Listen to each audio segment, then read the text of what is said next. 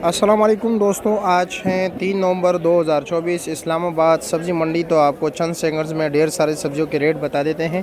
कच्ची हल्दी से शुरू कर थी। कच्ची हल्दी का रेट है भाई 300 रुपया पर केजी। चुकंदर का रेट है भाई 240 रुपये किलो।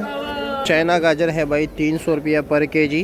अच्छे वाला गाजर 120 रुपये किलो। हलवा गाजर आपको सिर्फ और सिर्फ 60 रुपये किलो मिलेंगे। भिंडी जी 120 रुपये किलो। फैसलाबाद वाला खीरा 80 रुपये किलो। मेलसी वाला जी 60 रुपये किलो। शिमला भाई 400 से लेकर 500 रुपये तक किलो है।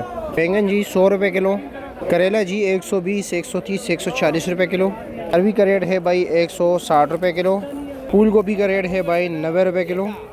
ए वाला करेला जी है 110 रुपये किलो, 550 रुपये का 5 किलो। शलजम का रेट मुख्तलिफ चल रहा है जी, 70 रुपये किलो से लेकर 100 रुपये किलो तक चल रहा है।